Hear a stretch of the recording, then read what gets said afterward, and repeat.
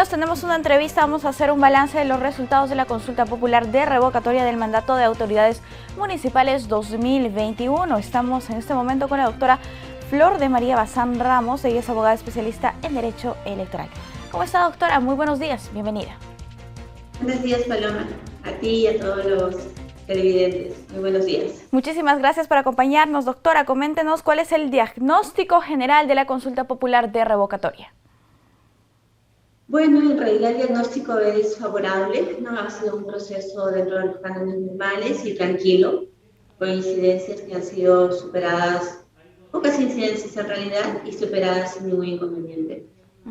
Bien, listo. En comparación con otros procesos de revocatoria realizados en el país, ¿cómo ubicaría esta consulta popular en cuanto a la participación ciudadana o los resultados y también la conflictividad que a veces se generan en este tipo de espacios?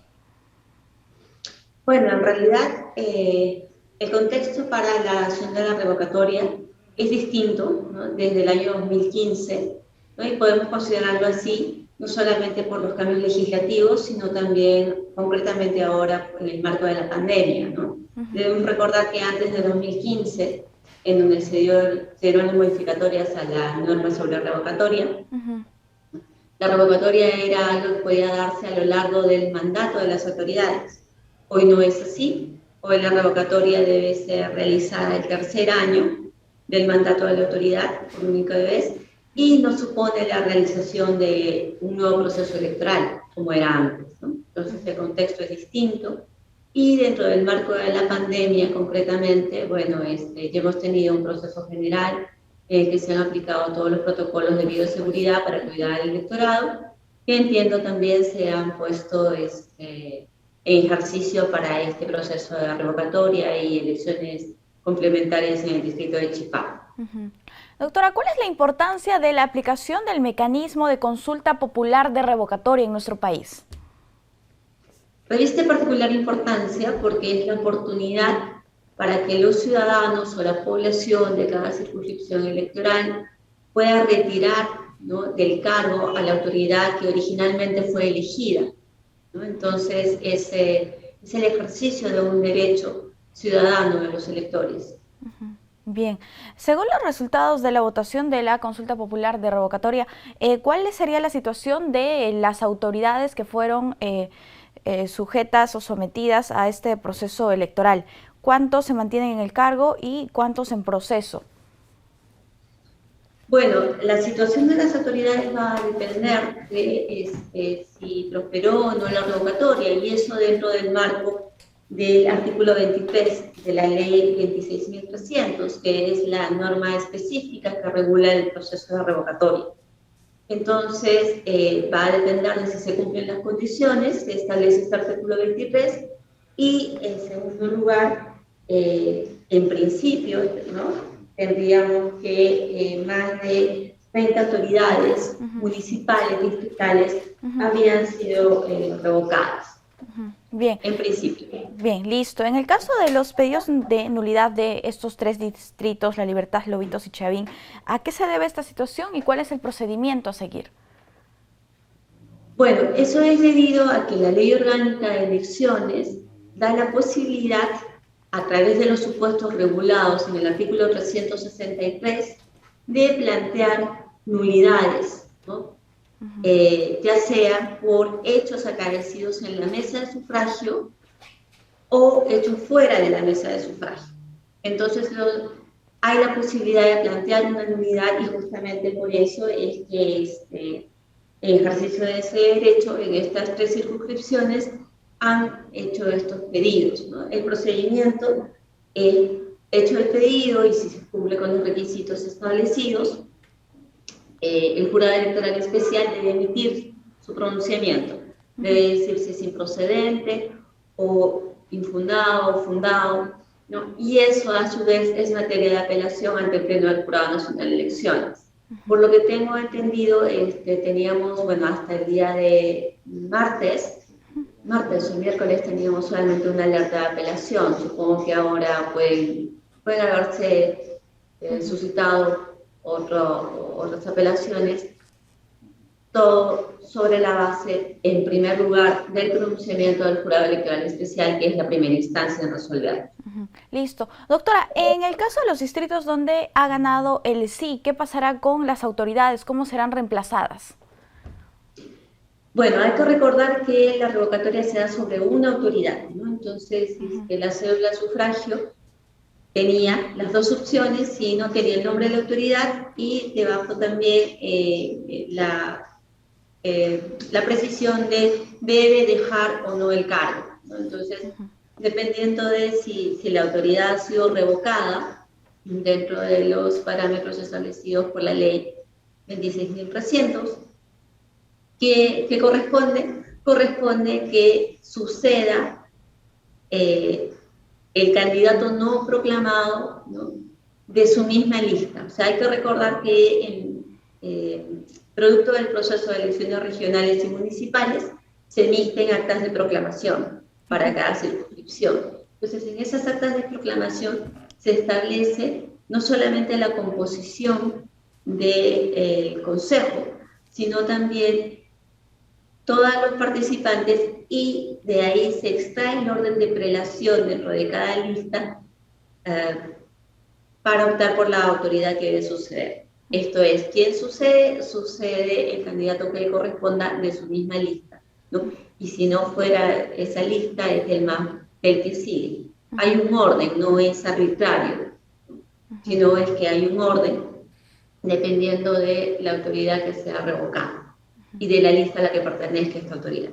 Bien, doctora, respecto a la participación ciudadana, se ha detectado un ausentismo de manera general en un 43.9%. ¿Qué nos indica este porcentaje?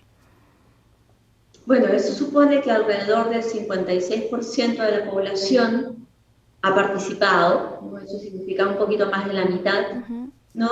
Y si bien esa participación es sumamente importante, obviamente en otros procesos puede haberse tenido mayor participación, ¿no?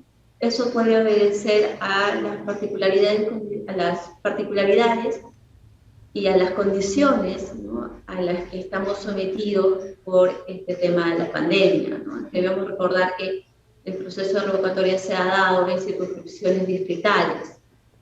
Entonces, se suma a las distancias, ¿no?, a las dificultades propias que pueden tener los electores para acudir, ya sea en distancia, ya sea en accesos, etcétera.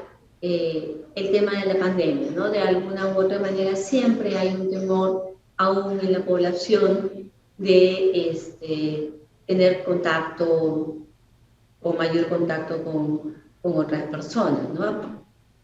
Puede ser ese uno de los factores por los cuales se ha registrado un nivel de ausentismo menor, obviamente, al 50%, ¿no? Porque estamos hablando de un 43%, más o menos. Significa que más de la mitad de la población ha ido a ejercer su derecho. Y tal vez podría haber más gente si es que no hubiera algún tipo de restricción o temor producto de este contexto en particular. Doctora, además se han instalado todas las mesas de sufragio, ¿verdad? En los 13 distritos. ¿Perdón? Se han instalado todas las mesas de sufragio en los 13 distritos. Sí, se instalaron todas las mesas de sufragio, ha habido un sistema de escrutinio automatizado también, se han habilitado todos los protocolos de bioseguridad, se ha desarrollado de manera normal el proceso. Listo, perfecto. Y la participación también ha sido más del 50%. Importante, ¿no?, significativa. Sí, claro, sí, ha habido una importante participación, por eso te recalcaba que a pesar de la pandemia, ¿no?, ha habido más del 50% de participación y tal vez hubiera habido más, ¿no?, en un contexto más normal. Definitivamente, así es. Doctora, ustedes tienen una conferencia en la Escuela Electoral y de Gobernabilidad el día de mañana, 22 de octubre, a las 6 de la tarde. ¿Qué se abordará en este espacio académico? Bueno, justamente es un balance acerca del proceso de revocatoria, ¿no?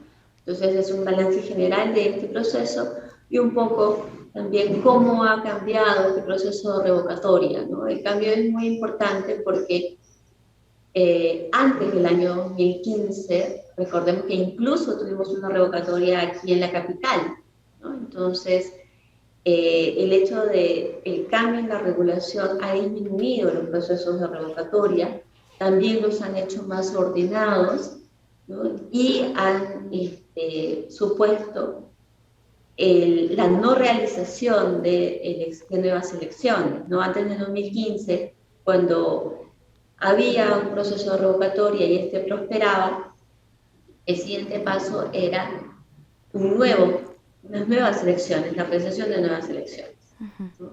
Entonces, ahora ya no es así, ahora quien sigue es el candidato no proclamado de la lista correspondiente, de acuerdo al acta de proclamación y también de acuerdo de acuerdo a quien sea la autoridad cuestionada, a qué organización política pertenezca a la autoridad cuestionada.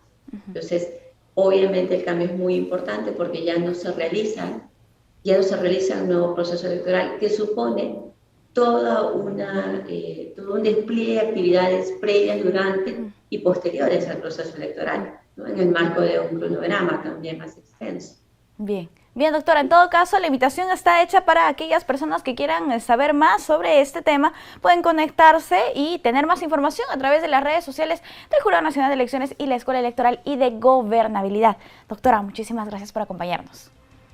A ti, Paloma, muy buenos días. Y buenos días. Los invitamos a todos los televidentes a estar pendientes de las actividades que realiza la Escuela Electoral, ¿no? A efectos de no solamente cursos de capacitación, sino también para la ciudadanía, para las organizaciones políticas, para los personeros, para quien esté interesado, ¿no? En tener mayor acceso a información y información cierta, real y sobre la base también de los procesos electorales que ya se han llevado a cabo. Definitivamente. Listo, doctora, muchas gracias. Cuídese, hasta una próxima oportunidad. Muchas gracias a ti, Paloma. Muy buenos días a ti y a todos los televidentes. Listo, gracias.